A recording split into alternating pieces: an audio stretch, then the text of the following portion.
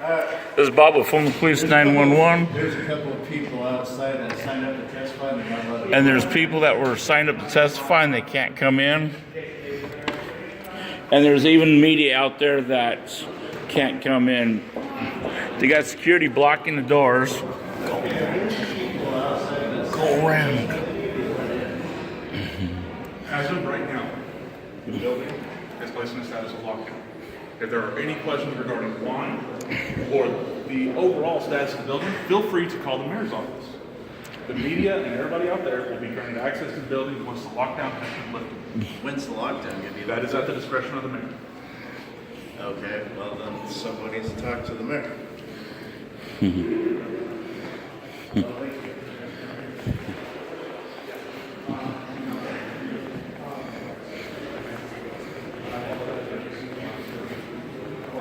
Hey, building's on a state of lockdown, so they're not going to let anyone in.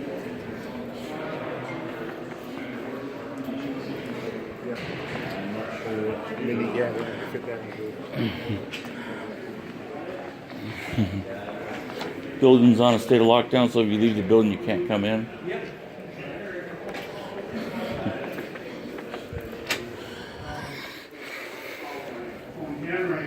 Okay, Joe, I turn on channel 6. Here's Joe on channel 6 going after, they want to put $35,000 for Gary Corbin, he used to be a city employee, for this survey thing, you know, and it's like, I understand how the interstate bridge, $200 million just to study it. If Joe was getting out there, saying something about it, and I'm glad he did. So, I went to the Elliott Center and I saw a past member of City Council speaking, and he said to these emerging local government leaders, you know how you deal with the public, you give them choices. And immediately what I thought was Henry Ford. You can get a Model T in any color you choice as long as it was black. And you know what? I thought that's a two-way street because the citizens can give the politicians a choice too. There's a door there and a door there, and there is a plan B. That's all I have to say. Thank you, sir. Carla, can you read the next item, please? Item 66, request of Moses Rosen to address council regarding biblical teachings, reading the orphan, the destitute, the downtrodden, and the rich. Good morning, sir. Good morning, Mayor.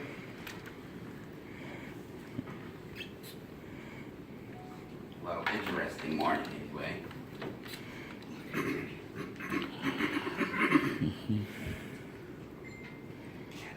Adonai Sifetach Tifta Lufi Yagi Tilateha. Last month, I gave some very harsh testimony. That's not my intention today. I also handed out some nicknames, so I'll follow up with our newcomers. Chloe, you the lady. Wheel and Ted, I wish you the best. You're going to have to cut deals better than POTUS Chump if you're going to survive in that seat. First off, terminate Mike Marshman immediately, or you will drown in that swamp. The 3-minute limit is a form of censorship. I'm here today to share Jewish teachings regarding the orphan, the destitute, the downtrodden, and the rich. I've called a few of the many sections of text, and I have a handout that I gave to Carla. But first, I'll finish last month's expose of the smirking jerk. Mr. Saltzman, in 2009, during the height of the housing crash, you reported rental property income of over $2,000 a day. In 2014, your rental property income was over $4,000 a day. That's 365 days a year. How much did you make in 2016? And I mean that on top of the $300 a day you get to play commissioner. In 2008, Marjorie Saltzman of blessed memory gave $500,000 to Planned Parenthood, but that failed to inform your idea of tzedakah. I say this because 2 years later, in 2010, you lobbied for and voted to grant $600,000 of the city's money to a charity that your then girlfriend worked for. That was the same year you were police commissioner, the same year Frashauer murdered Aaron Campbell, the same year of the road raging Sergeant Kyle Not So Nice. Both officers are still on the force. In fact, in 2013, Trash Hour was the 4th highest paid Portland City employee in a paid vacation for murder scheme. 2013 was the same year that you became the housing commissioner. Since then, we fell headlong into an affordable housing state of emergency, and we watched the number of homeless people skyrocket.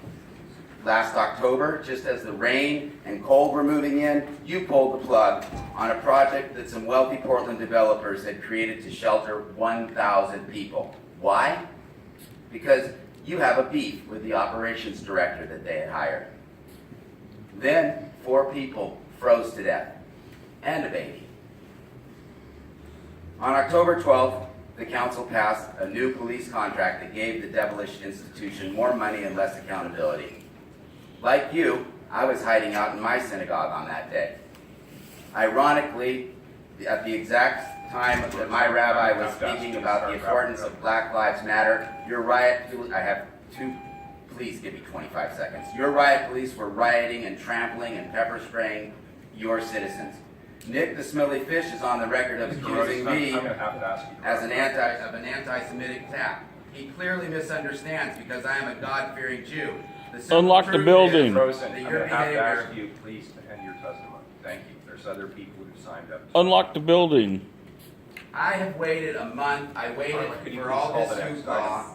Agenda item 67, request of Anyway, I'll come Charles back and Bridge share the rest of the Johnson story next to month, I address guess. council regarding hashtag Black Lives Matter, service to the poor, and ending oppression and privilege.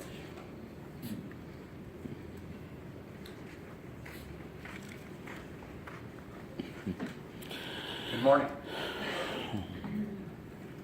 Good morning, Commissioners.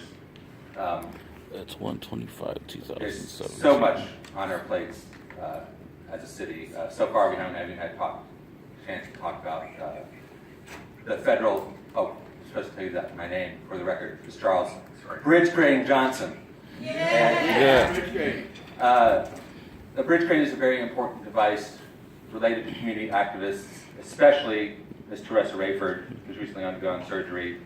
And a bridge crane is an incredibly versatile free speech tool when people feel that the system is locking them out by channels and structures and procedures and decorums. It's sometimes necessary to deploy the people's bridge crane. We'll see if this is one of those days. I know, I hope, I pray that you've been listening to the testimony of the citizens before us. And when we had our previous interruption, there's a coffin, I think, still in this room. Right here. Because this city values clean restrooms over human beings. All over the city are neighborhood community centers that we do not let people into after closing hours because, oh my God, someone might leave a beer can or a needle on the floor. The bathroom 2 blocks away, which is a militarized, hard-packed prison bathroom. We lock people out so that they can do their whatever bad thing is going to happen, whether it's rape or death by overdose. We can make that happen outside the bathroom as somebody who's had to crap their pants or crap in the business of one of the Precious Business Alliance doorsteps. So we're not as good as we think. There's a lot of demonizing of the lunatic president. That's an important truth.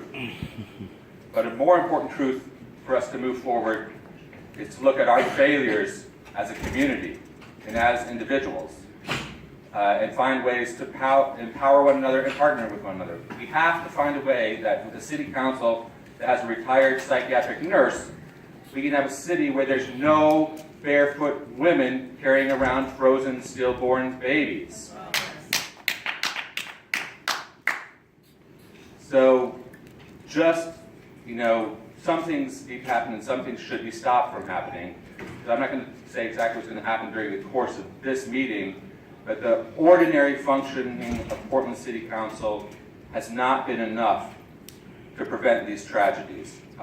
Once again, we're in this odd situation where out of all the landlords and real estate professionals in Portland, so far, only the business working with the Menashe family has stepped forward to make climate-controlled space with indoor hygiene facilities, only sinks and toilets, not showers, available?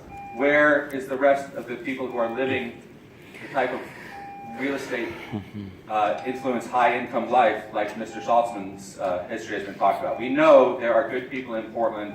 We can't put it all on the back of the Paul Allen Foundation. Thank you. Thank you, sir. Item 68, request of Lightning Watchdog PDX to address council regarding City Hall Mayor's office.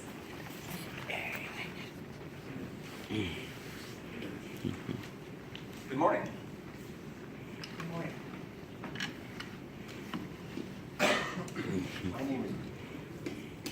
My name is Lightning. I represent Lightning Super Watchdog PDX.